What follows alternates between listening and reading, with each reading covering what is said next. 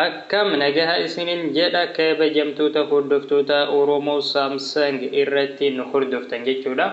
Egaan hordoftoota keenya subscribe kuma 16 geenyete jirra. Hundi keessaniyyuu galatoomaan isinin jedha.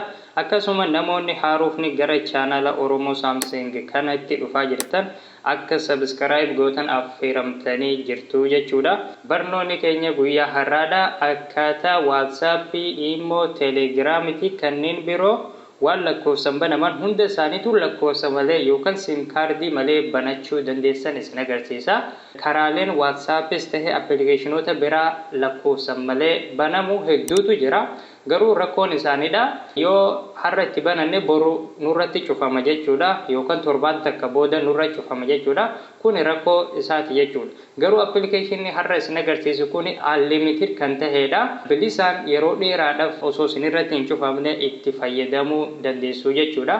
Jalqaba irratti kan isin agarsiisu akkaataa appilikeeshina kana download itti godhattaniin isin agarsiisa. Egaan appilikeeshina kana download godhachuudhaaf website Oromiyaa Samsung keessa seenuu qabdu jechuudha. Linkii isaadha description box keessa isiniif kaaha akkasuma commentii jalqabaa irraan isiniif kaaha jechuudha. Linkicha irratti yogguu tuqxan kallattiidhaan gara website Oromiyaa Samsung kanatti isin fida jechuudha. Yogguu haala kanaan isiniif baname asirra gadi ni deemtu. As jalarratti WhatsApp, Imo, Telegram fi kanneen biroo lakkoofsa malee yookaan sim kaardii malee fayyadamuuf jedhe as jalarratti Play Store keessaa download godhachuuf jedhe fuulduratti linkiin ni jira jechuudha. Linkii kana irratti ni tuqxu yogguu tuqxan bifa kanaan filannoo isin baasaa isin Play Store filattu jechuudha. San booda Play Store keessa isin galcha akkuma appilikeeshina bira download gootanitti isa kanallee download godhattu jechuudha. Inni as gadirra jiru kun ammoo APK faayiliidha. Akka carraa ta'ee Play Store keessaa download isiniif ta'uu yoo dide biyya isin jirtan keessatti appilikeeshinni kun waan hin dalagneef dhuftaniiti linkii isa gadirra jiru kanarraa download godhattu jechuudha. Asirratti filannoo lama qabdu jechuudha. Egaan hordoftoota keenya egaa appilikeeshinicha download godhattanii xumurtanii booda bifa amma argaa jirtan kana mobaayila keessan irratti isiniif bu'aa san booda ni banattu jechuudha. Yogguu appilikeeshinicha banattan haala kanaan isiniif fida jechuudha. Isin kan godhuu qabdan amma asirratti sign up kan jedhu kana irra jiraatu ni mirkaneeffattu jechuudha. Itti aansuudhaan jalqaba irratti email kan jedhutu jira. Emaila keessan itti guutu jechuudha. Emaila sirrii yoo ta'u maates rakkoo hin qabu.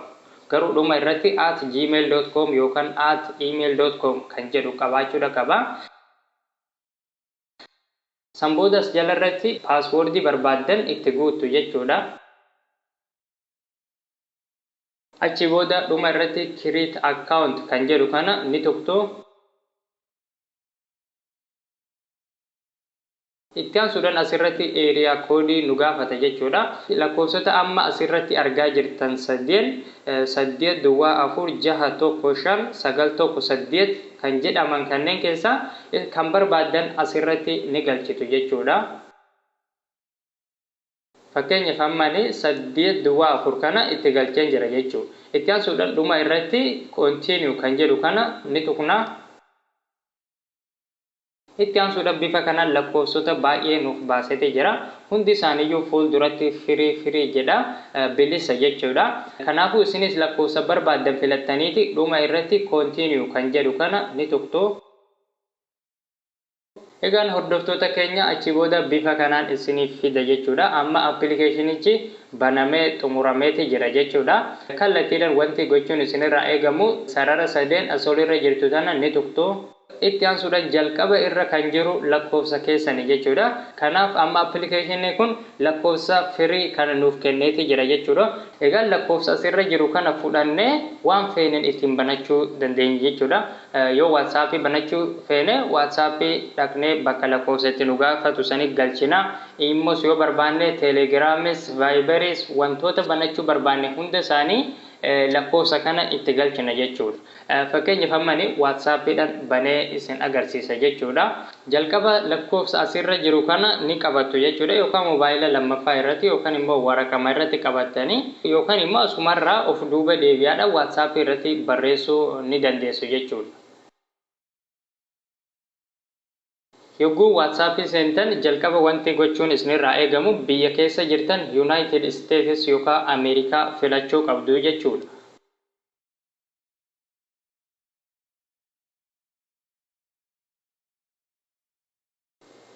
Egaa United States kan jedhu filattanii booda bakka phone number jedhu kanatti lakkoofsa asitti barreessitu jechuudha.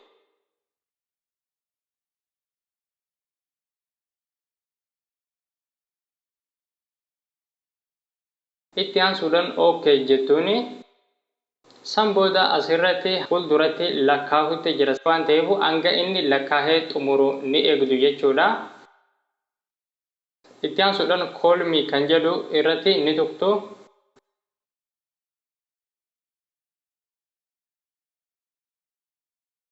Achi booda kallattiidhaan isiniif bilbilamaa jechuudha. Hanga isaan isinirraa cufatan ni eegdu jechuudha.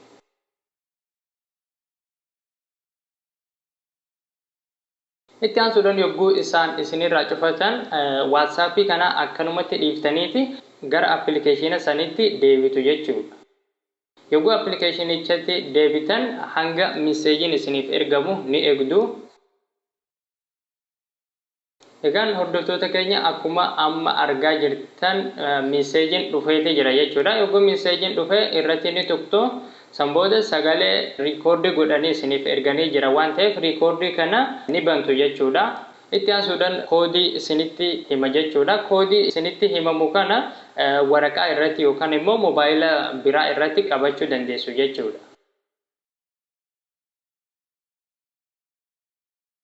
Itti aansuudhaan koodicha eegaa qabatanii booda isa kana keessaa baataniiti gara WhatsAppitti deebitu.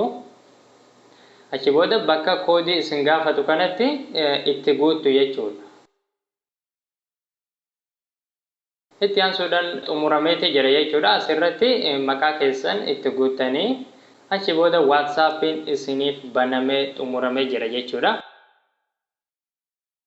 Fakkeenyaaf lakkoofsa check godhachuu yoo barbaanne jechuudha. Setting irratti tuqnee profaayilii keenya kana irratti yogguu tuqne akkuma asirratti argaa jirtan lakkoofsa Ameerikaadhaan nuuf baaseeti jira.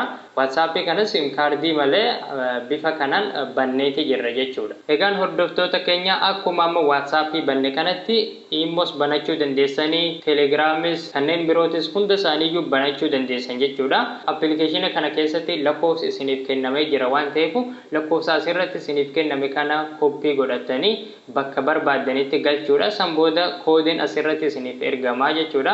Keessattuu amma yogguu Telegiraamii fi Immoo fa'aa bantan isiniifuu hin bilbilamu jechuudha. Kallattiidhaan koodiin isiniif ergama jechuudha. Koodicha baaftanii itti galchitanii san booda isiniif banamaa jechuudha. Itti aansuudhaan dhuma irratti kan isin agarsiisu immoo karaan amma isin agarsiise kanaan akka carraa ta'e namoota hedduu keessaa nama tokko lamaaf dalaguu dhabuu danda'a. Isaanillee yoo isaaniif hojjechuu dide akkamitti rakkoo san furuu akka danda'an asumaan isin agarsiisen xumura jechuudha. Innis maali yoo jettan yogguu appilikeeshina kana keessaa lakkoofsa isinii kenname kana fudhattanii gara WhatsApp dhuftanii lakkoofsicha itti barreessitan waan amma mul'ataa jiru kana baasuu mala jechuudha. Asirratti kan jedhu lakkoofsicha barreesse jalatti is not a valid mobile number for the country United States kan jedhu ni jira. Inni kun lakkoofsi kun akka United States yookaan Ameerikaa keessa akka hin jirre nutti himaati jira. Kanaafuu WhatsApp ittiin banachuu hin dandeenyu jechuudha.